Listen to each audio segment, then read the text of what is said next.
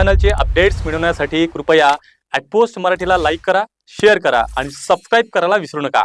नमस्कार, मी गौरव मानकर @पोस्ट मराठीमध्ये तुमच्या सर्वांचं मनापासून स्वागत करतोय।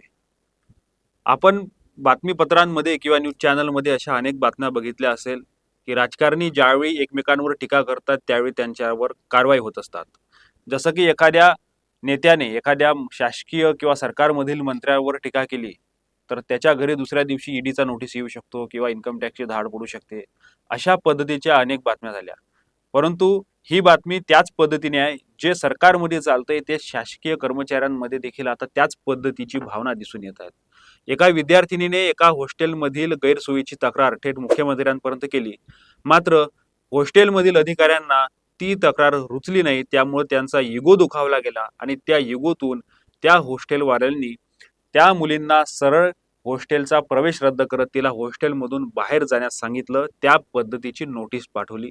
एवढ्यावरच ते थांबले नाही तर तिला आतापर्यंत जे काही तिला खाऊ घातलं, जे काही जेवण दिलं, त्या जेवणाचे सुद्धा तू पैसे परत कर, तिला जे सुविधा देण्यात आल्या त्या सुविधाचे देखील पैसे परत कर आणि नंतर हे हॉस्टेल सोड, अशा पद्धतीची रीतसर नोटीस दिली आणि या नोटीसच्या आधारे तिला हॉस्टेल ची ऍडमिशन तिचं रद्द करण्याचा त्यांनी निर्णय घेतला। हे सर्व जे प्रकरण आहेत नागपूरमधील आहेत। नागपूरमधील एक हॉस्टेल आहेत क्रांतिज्योती सावित्रीबाई फुले शासकीय वसतिगृह बेसा या ठिकाणी, आणि या ठिकाणी हॉस्टेलमध्ये मुलं मुली असतात आणि या हॉस्टेलमध्ये अनेक गैरसोयी असल्याचं देखील त्या ठिकाणी सांगण्यात येत आहेत। यामधीलच पहिली महत्वाची जे बेसिक गोष्ट होती ती हवेची आणि थंड हवेची गोष्ट होती की उन्हाळा आहे, नागपूरमधील उन्हाळा खूप तापतो आणि अशामध्ये हॉस्टेलमध्ये कूलर पाहिजे आहेत अशी ती मागणी होती आणि हॉस्टेलमधील कूलरच्या मागणीसाठी सर्व मुलींच्या सहीनिशी मागच्या महिन्यामध्ये एक पत्र तयार करण्यात आलं आणि हे एक पत्र आकांक्षा उके या मुलीने तयार केलं। त्याखाली सर्व विद्यार्थिनींच्या त्या ठिकाणी सह्या देखील आहेत आणि ते मुख्यमंत्र्यांपर्यंत त्यांनी पोहोचवलं, ते स्वतः मुख्यमंत्र्यांपर्यंत गेलेत आणि एप्रिल महिन्यामध्ये हे पत्र देण्यात आलं, एप्रिल महिन्याच्या शेवटी, आणि मागणी केली की हॉस्टेलमध्ये आम्हाला कूलर नाहीत आणि कूलर नसल्यामुळं आम्हाला गरमीचा त्रास सहन करावा लागतो। आता परीक्षेचा वेळ आहे, जर का हॉस्टेल कडून जर का कूलरची व्यवस्था होत नसेल तर आम्हाला परवानगी द्या, आम्ही आमच्या वैयक्तिकरित्या स्वतः घरून कूलर आणून आम्ही त्याची व्यवस्था करतो, अशी ती मागणी होती।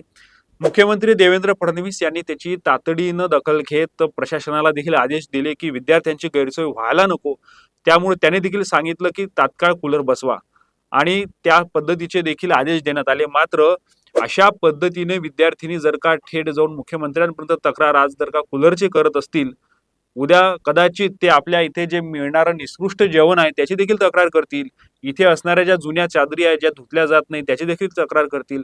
त्यामुळं अशा विद्यार्थिनी असेल किंवा असे जर का कोणी विद्यार्थी असेल तर त्यांचा वेळीच बंदोबस्त करायला पाहिजे, या भावनेतून त्या विद्यार्थिनीला नोटीस पाठवण्यात आली आणि त्यामध्ये लिहिलं की तू जे या हॉस्टेलमध्ये राहत आहेत, या हॉस्टेलमध्ये गैरप्रकारे तू राहत आहेत, तू दुसऱ्या ठिकाणी जॉब करत आहे, दुसऱ्या ठिकाणी जॉब करत असताना हॉस्टेलवर राहण्याचा अधिकार नाही। तर ती TCS कंपनीमध्ये एक प्रशिक्षणार्थी म्हणून त्या ठिकाणी जॉब करत आहेत। तिचं म्हणणं असं आहे आकांक्षा उकेचं की हा जो जॉब आहे हा प्रशिक्षणार्थी योजनेमधून आम्ही जॉब करतायत आणि शाळेकडून किंवा त्या कॉलेजकडून मिळालेलाच हा जॉब आहे, त्यामुळे तो करायला काही हरकत नाही, त्या पद्धतीचे देखील सांगितलेलं होतं। अशा पद्धतीचे जॉब्स जे आहेत, जे सरकारी प्रशिक्षणार्थी म्हणून जे जॉब मिळतात किंवा शाळेकडून कॉलेजकडून पाठवण्यात येतं, ते 6 महिन्याचे 8 महिन्याचे अशा पद्धतीचे ते जॉब्स असतात। ते जॉब करत असताना ते एज्युकेशन देखील करतात।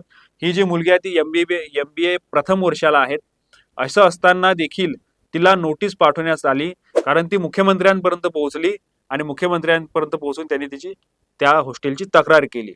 आता तिला नोटीसमध्ये देखील अशा पद्धतीने पाठवलं आहे की ही जी आहे ही ती नोटीस आहे जी तिला पाठवण्यात आलेली आहे शाळा प्रशासनाकडून, हॉस्टेल प्रशासनाकडून, आणि यावर देखील KW पाटील गृहप्रमुख यांची साईन आहे। त्यांनी ह्या पद्धतीनं लेटर पाठवलं आणि माननीय सहाय्यक आयुक्तांना देखील याच पद्धतीनं पत्र त्यांनी पाठवल्यात आणि यामध्ये सरळ लिहिलात की ती TCS कंपनीमध्ये 20/6/2025 पासून BPO ट्रेनी या पदावर कार्यरत आहेत। त्यामुळं विद्यार्थी जर पूर्ण वेळ वा अर्धा वेळ वा रोजंदारीवर नोकरी करत असेल तर अशा विद्यार्थ्यास गृहात प्रवेश देता येणार नाही असे नमूद आहे। अशा पद्धतीचा दाखला देऊन तिला ती नोटीस पाठवण्यात आली। त्यामुळे तू शासनाची दिशाभूल केलेली आहेत आणि म्हणून हे उल्लंघन आहेत, म्हणून आपण वसतिगृहात राहण्यात अपात्र आहात अशा पद्धतीचं देखील नमूद आहेत. आणि त्यामुळं वसतिगृहामध्ये प्रति विद्यार्थी 5,800 रुपये प्रति महिना भोजन पुरवठा केला जाते. म्हणजे ज्यांना कंत्राट दिले जाते त्यांना एका व्यक्तीला एका विद्यार्थ्यांमागं 5,800 रुपये एका महिन्याचे मिळतात. आणि हे या पद्धतीनं तू 98 दिवस उपस्थित होती आणि या 98 दिवसाचे 18,694 रुपये होतात. सोबतच इतर ज्या सुविधा आहेत त्या 3,804 रुपये असे एकूण 22,498 रुपये तुझ्यापर्यंत येतात आणि ते तू आता परत कर आणि हॉस्टेलमधून निघून जा अशा पद्धतीची हे एक नोटीस आहेत. आणि या पद्धतीची नोटीस पाठवून तिला त्या हॉस्टेलमधून बेदखल करण्याचा प्रयत्न होता आणि आता उद्या परवापासून त्याची एक्झाम देखील आहेत आणि या एक्झामच्या तोंडी तिला या पद्धतीची नोटीस 25 तारखेला प्राप्त झालेली आहे. असं असताना या सर्व प्रकरणी पालकमंत्री चंद्रशेखर बावनकुळे यांनी देखील या प्रकरणाची दखल घेतली आणि त्यानंतर तिला स्वतः फोन केला आणि सांगितलं की तुझ्या पाठीमागं शासन म्हणून आम्ही खंबीरपणे उभे आहोत, तुला बाहेर जाण्याची आवश्यकता नाहीत आणि आपण अधिकाऱ्यांवर काय कारवाई करता येईल ते कारवाई करू अशा पद्धतीचं आश्वासन दिलं.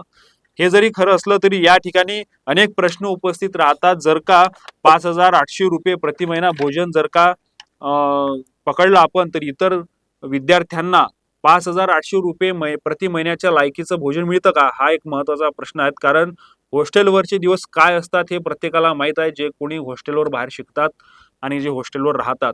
5,800 रुपये महिना प्रति महिना जर का भोजन मिळत आहेत आणि हे जर विद्यार्थ्यांकडून जर का वसूल करण्यात येत असेल तर 5,800 रुपयाच्या क्वालिटीचं भोजन प्रत्येक विद्यार्थ्यांना मिळतं का? सोबतच अनेक विद्यार्थ्यांकडून ज्या पद्धतीच्या कंप्लेंट येतात की 25 विद्यार्थ्यांसाठी एका पावाचं पनीर आणलं जातं आणि त्या ठिकाणी एक पावाच्या पनीरमध्ये 25 विद्यार्थ्यांची सोय केली जाते. दररोज लौकीचं वरण केलं जाते असे देखील विद्यार्थी सांगत होते. यासोबतच ज्या चादरी असतात त्या कशा पद्धतीने असतात, उन्हाळ्यामध्ये वॉटर कूलर बंद असतं आणि हिवाळ्यामध्ये वॉटर हीटर बंद असते अशा पद्धतीची अवस्था या वसतिगृहांची आहेत.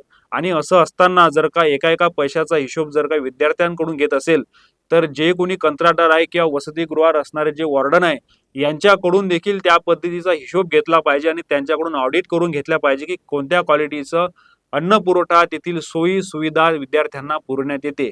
त्यानंतरच यांना या पद्धतीचं पत्र पाठवण्याचा अधिकार प्राप्त होतो.